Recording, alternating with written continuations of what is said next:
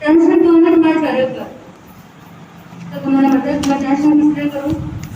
चिंता मुझे क्यों हो? मुझे घाटा हुआ भी नहीं है, क्योंकि जब मैं सौराष्ट्र से कलकत्ता आया था धन कमाने के लिए, उस समय मेरे पास एक खाली और एक मग था, लोटा था। दो ही चीज मेरे पास थी, और आज भी वो चीज मेरे पास में है, तो मुझे घाटा किसका हुआ? इतना मैं सोचती हूँ कि इतना सब कुछ लॉस होने पर भी व्यक्ति कम भाव में रहना कितनी बड़ी बात है। और उस समय जो मंदी आई थी, यदि व्यक्ति कोई भी व्यक्ति व्यापारी होता तो ऑब्वियस है कि उसके धन की इतनी कमी होती कि उसके सामान्य जीवन यापन करना बहुत मुश्किल हो जाता, लेकिन उस स्थिति में कम रहे। और सबसे बड़ी बात, मैंने क्या चिंतन किया कि जो चीज मेरे पास मूल थी वो तो मेरे पास में है। यदि आज यहाँ बैठा हर एक व्यक्ति चिंतन करे कि जो कुछ धन मेरे पास है उसमें यदि मैं संतुष्ट रहूं, तो फिर आप सुखी रह सकते हैं। और चैन जी परम सुखी व्यक्ति थे, क्योंकि उन्होंने कभी चाहा नहीं कि मुझे इतना धन प्राप्त हो। जो व्यक्ति चाहा नहीं करते उससे और अधिक मिलता है। आप देखिए, उन्होंने जितना भी उनके पास कपड़ा था उसको वैसे ही रखा, और कुछ समय बाद अचानक इतनी तेजी आई कि वो सबसे ज्यादा लखपति बन गए। जब उनका देहावसान हुआ तब वे अपने घर में कुछ समय 1 लाख रुपए छोड़ गए थे। ऐसा धन कैसे प्राप्त हुआ? संतोष रूपी धन से। कहते हैं कि सब कुछ धन आपके पास है, संतोष नहीं है तो आप सबसे बड़े दुखी व्यक्ति हैं। कहा भी गया है, मनस्विनां मनस्वी कार्यार्थी न गणयति सुखम न च दुखम। जो मनस्वी व्यक्ति होता है वो क्या करता है? जो भी कार्य में संलग्न होता है, उस कार्य में जो भी उसकी विपदाएं हैं उसमें वो सुख की छान नहीं करता, दुख की छान नहीं करता। उसके लिए सुख दुख दोनों बराबर होते हैं। तो जैन जी भी अपनी धार्मिक साधना में लगे हुए थे। तेरापन को उन्होंने स्वीकार करा धर्म के रूप में, तो वे सिर्फ खाली धर्म को नहीं, धर्म के मूल मर्म को समझ गए थे कि समता भी धर्म है। आज सामाजिक दिवस है, और सामाजिक दिवस में हम समता नहीं लाए, हालांकि तो कठिन है समता लाना, लेकिन हम प्रयास तो करें। कैसी भी स्थिति हो, कितना भी जीवन में उतार चढ़ाव हो, लाभ अलाभ हो, हम सब स्थिति में कम रहे। कहते हैं लवण विभुना रसाना। जिस प्रकार नमक के बिना रस नहीं होता खाने का, कितना भी खाना स्वादिष्ट हो उसमें यदि नमक नहीं हो तो स्वीकार्य है। और चक्षु बिना इंद्रिय गामा, चक्षु के बिना कितने भी चारों इंद्रियां हो, यदि आंख नहीं है तो फिर वे सारी इंद्रियां फीकी है। और धम्मो रहियो दयालु, धर्म जिसमें दया नहीं है, धर्म का बहुत करेंगे उसमें भी दया नहीं है तो आपका धर्म नहीं है। और सौख्यम संतोष रहियो, यदि आपके जीवन में संतोष नहीं है तो फिर आप सुखी नहीं है। भले कितनी भी चीजें आपको प्राप्त हो जाए, कितना भी वैभव आपको मिल जाए, यदि आप सुखी नहीं है, संतुष्ट नहीं है तो आप सुखी नहीं बन सकते। तो आज से हम यही संकल्प करें कि हम सुखी बने। कैसे सुखी बने? राधेश्याम में भी गया था, संतोष सदा सुखी है। इस अटल सत्य को कभी भूल न जाना। हम इस सत्य को हमेशा अपने सामने रखें कि जितना हमें प्राप्त हो उसमें संतोष है, लेकिन संतोष कहाँ पर? लाभ अलाभ में, जहाँ पर कुछ घाटा हो रहा हो या फिर जितना भी धन है उसमें संतोष। महाराज के दर्शन में संतोष मत करना कि हमने बहुत कमाई कर ली, और ऐसे कुछ बहनों ने शादी से करना नहीं कि पुरुष में संतोष मत करना। जैसे पुरुष में तो बहुत लाभ ले रहे हैं, लेकिन जैसे ही समुद्र का पारना हुआ और शादी के डोर बंद हो गए, ऐसा नहीं होना चाहिए। ये इसमें आपका संतोष नहीं, इसमें तो और आपकी वृद्धि होती रही, ऐसी मंगल कामना करते हैं। ये तो मंगलाचरण है, ये जो है वो तो मंगलाचरण है। मंगलाचरण यानी शुरुआत है, खाना तो है, अब ये इसलिए 2 महीने अभी ये शुरुआत हुई है, मंगलाचरण हुआ है। अभी गीत भजन उपदेश सब बाकी है, प्रोग्राम प्रवचन सब बाकी है, केवल मंगलाचरण। हम इसलिए कि आप इसलिए अपने बहुमूल्य दुख के साथ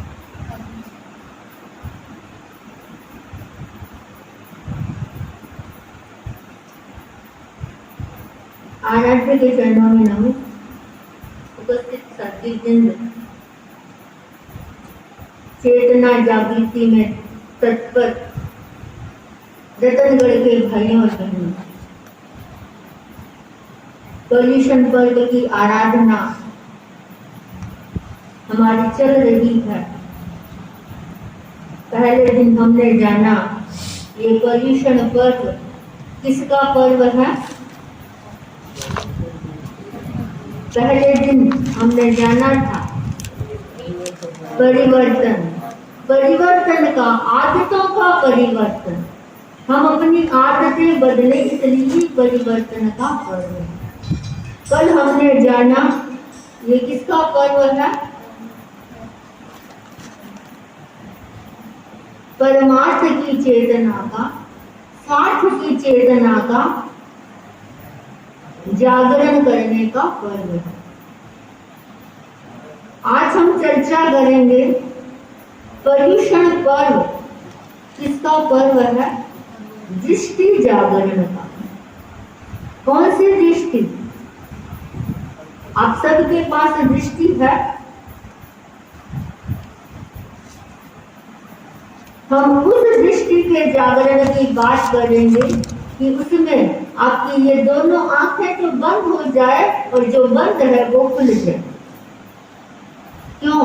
क्योंकि जब तक ये दो आंखें खुली है तब तक वो तीसरी आंख नहीं खुली। तो दृष्टि जागरण का पर्व है ये हमारा। एक बहुत सुंदर कहा गया कि धर्म की शुरुआत कहाँ से होती है। कहाँ से होती है धर्म की शुरुआत। आप लोग सब धार्मिक है, धर्म कर रहे हैं धर्म। तो क्या आपका मानक है कि हमने धर्म शुरू कर दिया। क्या कसौटी है कि हम धार्मिक बन गए, हम धर्म करते हैं। किससे शुरुआत की आपने धर्म करने की। अंदर से क्या किया। आपने सामायिक करना शुरू कर दिया, इसलिए आप धार्मिक बन गए।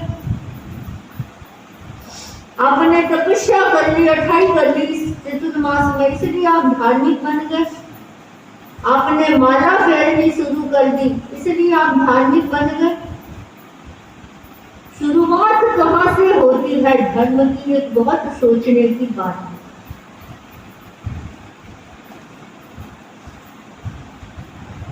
कहा गया धर्म की शुरुआत होती है दृष्टि परिवर्तन से। जिस दिन आपकी दृष्टि बदल गई उस दिन सोचो हम धार्मिक बन गए। दृष्टि बदलना जीवन में बहुत बड़ी एक चीज होती है, प्राप्ति होती है, उपलब्धि होती है। और जब तक आपकी दृष्टि नहीं बदलेगी आपका ये उपासनात्मक धर्म चलता जाएगा, उसका ग्राफ बढ़ता जाएगा। 3 सामायिक करने वाले 5 सामायिक कर लेंगे, 5 वाले 8 कर लेंगे, लेकिन दृष्टि परिवर्तन नहीं हुआ अगर आपका, तो आप खुद सोचो क्या हम सही मायने में धार्मिक है। अंतर्दृष्टि का जागरण। दृष्टि जागरण का मतलब अंतर्दृष्टि का जागरण। क्यों। क्योंकि भ्रम हमारे ऊपर इतना हावी हो जाता है, वो सत्य से साक्षात्कार नहीं करने देता। आप इस गोलछा के इस चौक में, गोलछा ज्ञान मंदिर के चौक में बहुत दूर को एक रस्सी पड़ी है, लेकिन दूर से वो क्या नजर आ रहा है। सांप नजर आ रहा है। सांप नजर आ रहा है। उसके कारण आपको सारी चीजें उसमें क्या नजर आएगी, सांप जैसी ही नजर आएगी। वो हवा से हिलेगी भी तो आपको लगेगा क्या, सांप हिल रहा है। क्यों? क्योंकि आपके भीतर एक वो भ्रम पैदा हुआ। भ्रम के कारण आप उस रस्सी में किसकी संज्ञा कर रहे हैं, सांप की। सत्य तो सत्य रहेगा, रस्सी कभी सांप नहीं बनेगा, लेकिन आपकी दृष्टि ने उस रस्सी में क्या पैदा कर दिया, सांप पैदा कर दिया। तो दृष्टि जागरण का मतलब है कि वो सत्य का साक्षात्कार हो जाए कि ये सांप नहीं है, ये रस्सी है। क्योंकि बहुत बार बहुत सारी चीजें किसके कारण होती है, भ्रम के कारण होती है। हम एक शब्द का प्रयोग करते हैं, गलत फहमी।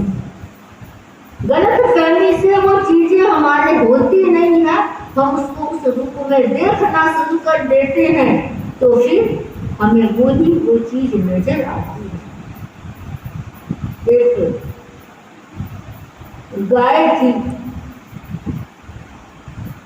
सूखा का मौसम था, बारिश हुई नहीं, सारी घास सूखी हो गई, और गाय जब सूखी घास खाएगी तो क्या दूध पैदा करेगी? इतना दूध नहीं आएगा सूखी घास खाने से जितनी की हरी घास का वो भोजन करेगी, खाएगी। तो उन्हीं दिनों में सब किसान वाले मिले और बोले आजकल तो गाय का दूध बहुत कम हो गया। तब एक ग्वाले ने कहा कि मेरी गाय का दूध तो कम हुआ ही नहीं। क्यों? क्योंकि मेरी गाय तो ऐसे कहीं ऐसे दूध दे रही है जैसा पहले देती थी। ग्वालों ने कहा ऐसे कैसे हो सकता है, जब अभी हरी घास है ही नहीं, हरी घास का वो प्रयोग करती ही नहीं है, तो फिर वो इतना अच्छा दूध कैसे देती है?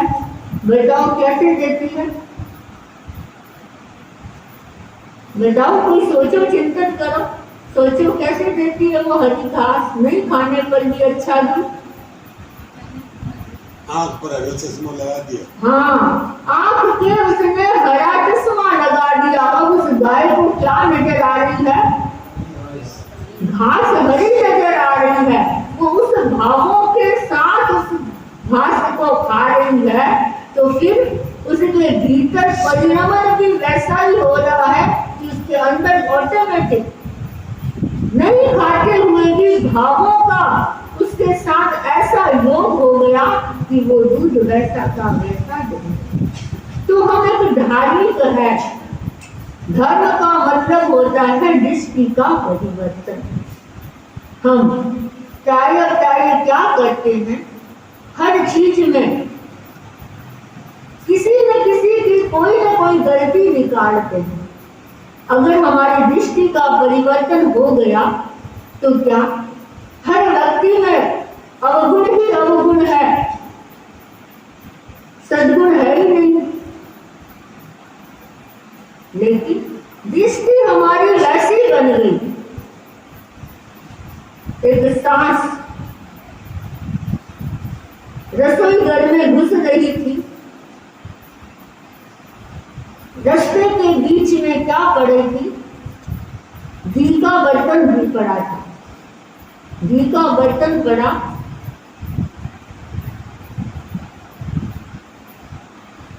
बहू अंदर जा रही थी और बहू के पैर से क्या हो गया, वो घी का बर्तन धुल गया। तब सास ने इतनी उसको डांट लगाई कि देख के नहीं चलती हो, अकल नहीं है, इतना महंगा घी सारा खराब कर दिया, पता नहीं कितने कितने शब्द बोले। गलती किसकी? बहू की, क्योंकि वो देख के नहीं चली। कुछ दिनों के बाद ऐसा संयोग हुआ कि वो घी का बर्तन फिर बीच में रह गया और इस बार रसोई घर में कौन घुसी? सास। अब क्या हुआ, उसके पैरों से क्या घुस गया? घी। सबके दोष किस पर? बहू पर, कि ध्यान नहीं रखती है, बीचों बीच रख देती है सारी चीजें।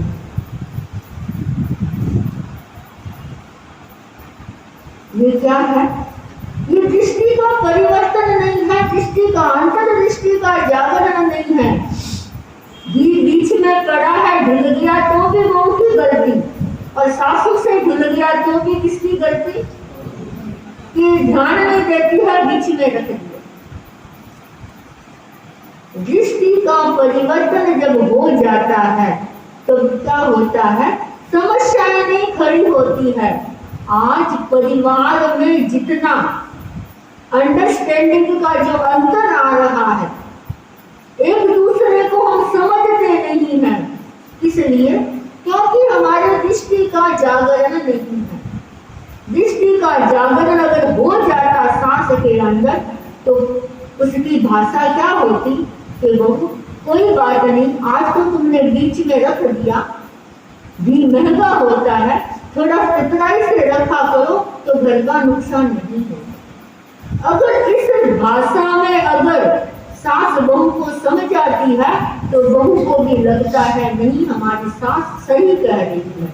लेकिन यदि जैसा कि इस घटना से हमने जाना कि सास का रवैया ऐसा रहेगा तो बहू बदलती होगी तो भी नहीं बदलेगी, बोले इनका काम है टोकने का। अब बहू का दृष्टिकोण क्या हो गया कि सास को सारा दिन टोके। उधर उसका दृष्टिकोण ऐसा नहीं होता है कि हाँ सास मेरे लिए अच्छा कह रही है, हमारे हित के लिए कह रही है। दोनों तरफ दृष्टि का परिवर्तन होगा तो घर स्वर्ग बन सकेगा। अध्यात्म में जीवन में उतर जाएगा। आपको अलग से सामायिक माला जाप करने की आवश्यकता है, लेकिन हो या नहीं हो, लेकिन यदि इस तरह का दृष्टि परिवर्तन हो गया तो समझ लो आपके जीवन में क्या उतर गया? धर्म उतर गया। दृष्टि का परिवर्तन नहीं होता है वहां झगड़े होते हैं। दृष्टि का परिवर्तन नहीं होता है वहां बहू की आज शादी हुई, कल कहेंगे हमको न्यारा करते। दृष्टि का परिवर्तन नहीं होता है तब आज शादी हुई, शाम को तलाक हो जाता है। ये सारी समस्याएं किस लिए है? अंतर्दृष्टि का जागरण नहीं है। ये पर्युषण पर्व है जो आपको प्रेरित करता है कि आप अंतर्दृष्टि का जागरण करें। अंतर्दृष्टि का जागरण नहीं होता है तो श्रावक क्यों, साधुओं की भी समस्या आ जाती है। साधुओं की भी समस्या, छोटी सी एक उदाहरण के माध्यम से हम इसे समझ सकते हैं। एक मुखिया साध्वी या मुखिया संत कह दो, गुरु कह दो, गोचने के लिए हमको कहते हैं कि भाई अमुक घर पे कोई भावना खाने आई है, आपको वहां गोचनी जाना है। संयोग ऐसा बैठा कि वो घर बहुत दूर था, वो जाके आ गया एक बार, तो फिर 2 बार 3 बार 4 बार जब भी काम पड़ा उसको भेजने का। संयोग ऐसा बैठता कि वो घर जहाँ जाना होता लगभग वो दूर निकलता। तब उसके मन में क्या आया कि इतनी दूर कहीं नहीं हो जानी और कोई है को नहीं के साधु संत से बैठा यहाँ अपनी मने मन भेजे क्यों निर्जरा हो गई। जिसने उतने मेहनत की, उसने पसीना में गर्मी में पसीना बहाया, गोचरी गई, काम तो किया उसने किया, क्योंकि गुरु का आदेश से करना पड़ेगा, मन से करें या बिना मन से करें, काम तो किया। लेकिन जो लाभ, जो निर्जरा होनी थी वो क्या हो, खो दी निर्जरा। उतना लाभ समझ लो 1000 रुपये का लाभ होने वाला था, 1 रुपये में खत्म कर दिया। इधर दूसरा ही कोई संत, उसके साथ भी ऐसी ही घटना घटी। जब भी गोचरी भेजा गया, दूर ही दूर उसके नंबर आता, वो क्या सोचता कि देखो मैं कितना भाग्यशाली हूँ कि गुरु मुझे जब भी दूर भेजने का अवसर आता है मुझे भेजते हैं। मेरी कितनी निर्जरा होती है, क्यों? क्योंकि धूप सहन करना भी निर्जरा का साधन है, मेहनत करना भी निर्जरा का साधन है। हमारी बहनें कहती है महाराज आप इतनी मेहनत करते हैं, ये मेहनत नहीं निर्जरा है, ये श्रम हमारी निर्जरा का लाभ है, हमारे कर्मों को काटने वाला है। तो हर घटना में हम विधेयात्मक लेंगे तो क्या होगा, धर्म जीवन में आएगा, और निषेधात्मक उस चिंतन को लेंगे तो हमारे धर्म जीवन में नहीं आएगा। तो दृष्टि का परिवर्तन होना बहुत जरूरी है। यदि आप तनाव मुक्ति का जीवन जीना चाहते हैं, पता नहीं सबसे बड़ी बीमारी है आज तनाव, टेंशन, और इसके लिए लोग क्लासेस लेते हैं, दवाइयां लेते हैं, पता नहीं क्या क्या उपाय करते हैं। सारे उपाय एक तरफ रख दो, क्या करो, दृष्टि का परिवर्तन कर दो। आप देखो आपको कितनी शांति और सुख मिलता है। पर यहाँ सुन रहे हैं तब तक नहीं, यहाँ से बाहर जाओ तब ये साधना शुरू हो जाए तो समझ लेना कि हमारे धर्म का प्रारंभ हो। दृष्टि का परिवर्तन नहीं होता है तो समस्याएं कैसे आती है। एक गुरु, उसके दो शिष्य, दोनों ही गुरु के प्रति इतने श्रद्धावान, इतने भगत, दोनों ने सोचा कि हम गुरु की सेवा करें। अब गुरु के सामने समस्या खड़ी हो गई। अब एक सासू के दो बहुएं हैं और वो बोलती है कि मेरा सासू पर अधिकार है, दूसरा कहती है मेरे पर अधिकार है। बेचारी सासू के तो आफत आ जाती है, किसको मना करें, किसको हाँ करें। गुरु के सामने ही वैसा हो गया, किसको हाँ करे और किसको मना करे। तब गुरु ने सोचा कुछ करना तो पड़ेगा, तो शाम को वो क्या करते, गुरु के पैर दबाते, तो दोनों उसके ऊपर अपना अधिकार जमाते कि हम ही गुरु के पैर दबाएंगे।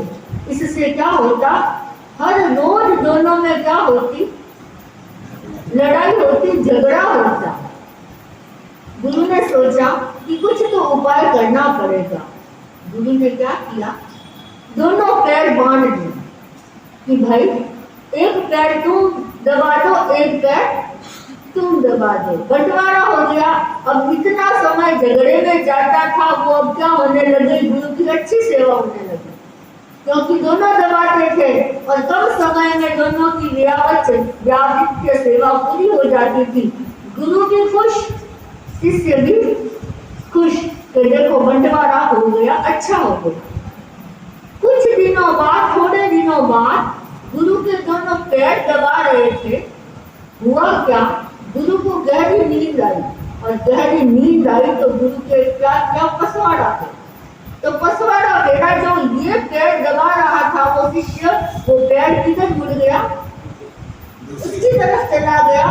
अब शिष्य ने क्या किया, खूंटी पर गुरु जी का गेड़िया टंग रहा था, उसको लिया और जोर से उस पैर पर मारी कि मेरी पांटी का पैर उसकी तरफ क्यों गया। बेचारे गुरु तो दर्द से चिल्लाने लगे कि ये क्या हुआ, कि ये क्या हुआ, ये पैर मेरी तरफ, मेरी पांटी का था, उस शिष्य की तरफ क्यों गया। क्या हुआ, गुरु ने बंटवारा तो कर दिया, विभाजन तो कर दिया, लेकिन शिष्यों की दृष्टि का जागरण नहीं, शिष्यों के दृष्टि का जागरण नहीं किया। तो जो गुरु शिष्य की अंतर दृष्टि का जागरण नहीं करते हैं, उनको गेड़िए की वैसे खानी पड़ती। अगर उनकी अंतर दृष्टि जागृत होती तो कोई बात नहीं, नींद में उनका पैर गया है, लेकिन ये मेरा ही है, इस पर मेरा ही अधिकार है, ये जब तक भावना रहेगी तो फिर दृष्टि का जागरण नहीं होता। क्योंकि हर व्यक्ति के पास दृष्टिकोण अपना अपना होता है। जिसके मोह कर्म का हल्कापन होगा वह क्या करेगा, उस चीज को सम्यक ग्रहण करेगा, और जिस व्यक्ति के मोह का आवरण है उस चीज को असम्यक ग्रहण करेगा। मैंने कभी कुछ पंक्तियां लिखी थी, उसमें मैंने लिखा था कि हर व्यक्ति के भीतर कितने चेहरे छिपे हुए हैं।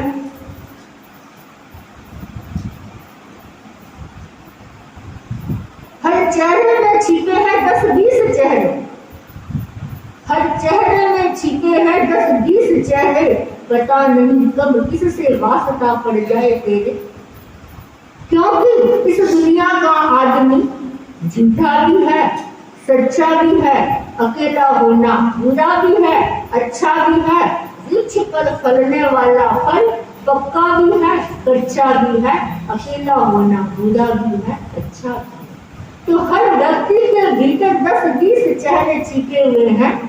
पता नहीं आपका कब किससे वास्ता पड़ जाए, कब किससे सामना हो जाए। आज जो ज्वालामुखी है, ज्वाला प्रसाद है, कल वो शांति प्रसाद भी हो सकता है, और कल जो शांति प्रसाद है वो आज ज्वाला प्रसाद भी हो सकता है। क्रोध में आपने उसको देखा, आपने भीतर में क्या दृष्टिकोण बना लिया कि ये व्यक्ति तो बहुत गुस्सा करता है। अब आपका भीतर तो ये दृष्टिकोण जग गया। जब जब आप उस व्यक्ति को देखोगे आपको क्या नजर आएगा, उसे कहो क्रोध भरा चेहरा, लेकिन वो शांत हो गया, उसको आपने देखा नहीं, तो अब आपका दृष्टिकोण मिथ्या हो गया, गलत हो गया, क्योंकि वो क्रोध तो केवल उस क्षण था, बाकी तो वो शांत हो गया। लेकिन अब आपके मिथ्या पाप लग रहा है, मिथ्या तो, क्योंकि सही को गलत समझना क्या होता है, मिथ्या तो होता है। तो जो व्यक्ति क्रोध को शांत कर दिया, पर आप तो अभी तक उसको क्रोध के रूप में देख रहे हैं, तो गलत धारणा, उस गलत धारणा से आप अपने मिथ्यात्व के कर्म आ रहे हैं। इसलिए तत्व को समझना बहुत मुश्किल है। सम्यक जो चीज है, सम्यक का मतलब ही है सही दृष्टिकोण, पॉजिटिव थिंकिंग, विधायात्मक दृष्टिकोण। आचार्य श्री महाप्रज्ञ जी ने, समय हो गया, आचार्य श्री महाप्रज्ञ जी ने सफलता के अनेक सूत्र बताए, उसमें एक सूत्र बताया, कौन सा? सम्यक दृष्टि। सफलता का सूत्र दूजा सम्यक दृष्टि है। सफलता का सूत्र दूजा सम्यक दृष्टि है। दृष्टि से बचते कल्पना से श्रेष्ठ है। वह विधायक मन ने देता स्वर्ग का आभास है। वह विधायक मन ने देता स्वर्ग का आभास है।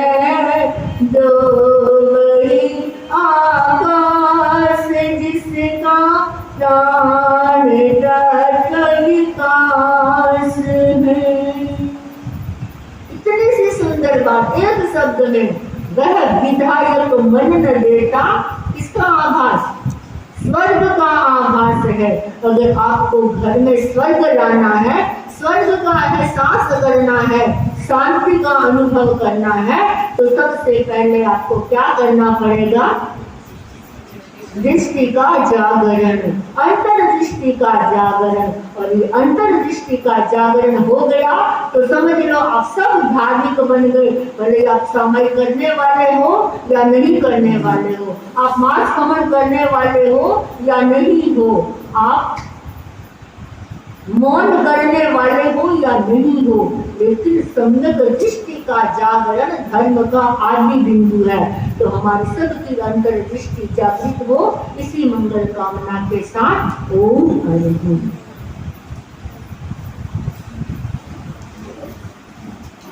और कल हमारा दिन कौन सा है? वाणी संयम। तो ज्यादा से ज्यादा मौन, मौन भी कैसी? जिसमें नहीं बोलना तो मौन है ही, 5 घंटा 4 घंटा ये तो प्रतीक है, ये 8 दिन तो प्रतीक है। लेकिन हम ऐसी मौन की करें कि कल किसी को कटु शब्द नहीं बोले, कल हम वाणी से किसी को ठेस पहुंचे वैसा शब्द नहीं बोलेंगे। हम बोलेंगे तो मधुर बोलेंगे, किसी के हित की बात कहेंगे। यह भी मौन का एक तरीका है। तो नहीं बोलना, मौन तो करना ही है, क्योंकि हमारी यह भी तो साधना है। तो कल कितने ज्यादा व्यक्ति मौन करते हैं और उसके साथ साथ दृष्टि का जागरण करते हुए ये भी आकलन करें कि आज हमने पूरे दिन में किसी को भी कटु शब्द नहीं बोला है। तो दोनों तरह की मौन का प्रयास करेंगे और आकर के हमको बताएंगे कि महाराज आज हमने इतने घंटे तो मौन की है और आज हमारे सामने परिस्थिति आई भी तो भी हमने कटु शब्द का प्रयोग नहीं किया।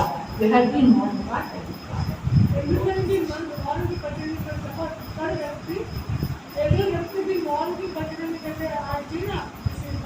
लगातार 5 फिर 4 फिर 3 फिर 2 फिर 1 एक व्यक्ति भी पूरी बजरंगी कर सकता है, क्योंकि 15 घंटा की मौन होगी लगभग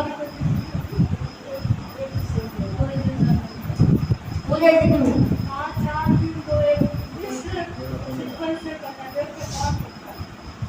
और कल शनिवार है तो जिनको कभी वापस कल भगवान से पहले ही और हालांकि इनका उत्तर अभी नहीं मिलेगा, प्रश्न के बाद मिलेगा, लेकिन आपके समान पर। और अब इस बार पत्ते नहीं दिए जाएंगे परीक्षा में। इस समय तो केवल दृष्टि का जागरण करे, अंतर जागरण करे, साधना करे, तो ये ज्यादा से ज्यादा चलेगा। तो कल हमारी वाणी संयम का दिवस है, तो सब हम अपने अंतर दृष्टि को जागृत करने का अभ्यास करेंगे, पुरुषार्थ करेंगे। चित्तानि मंगलम, अनंता मंगलम, सिद्धा मंगलम, साधु मंगलम, केवल कर्णतो नमो मंगलम। चित्तानि लघुत्तमा, अनंता लघुत्तमा, सिद्धा लघुत्तमा, साधु लघुत्तमा, केवल कर्णतो नमो लघुत्तमः। चित्तानि शरणं प्रवज्जामि, अरहन्ते शरणं प्रवज्जामि, सिद्धे शरणं प्रवज्जामि, साधु शरणं प्रवज्जामि, केवलिपन्नतं धम्मं शरणं प्रवज्जामि। विघ्नहरण मंगलकरण स्वामी सुनो नाम, गुरुनानक सुमरनिया, सर्व अचिंत्या काम, सर्व अचिंत्या काम, सर्व अचिंत्या। एक बार यही भाई बहन पड़े रहे जो दिन के प्रवचन में नहीं आते, सुबह के प्रवचन में नहीं आ पाते, एक बार पढ़े रहे। तो आपने क्या नहीं आवाज का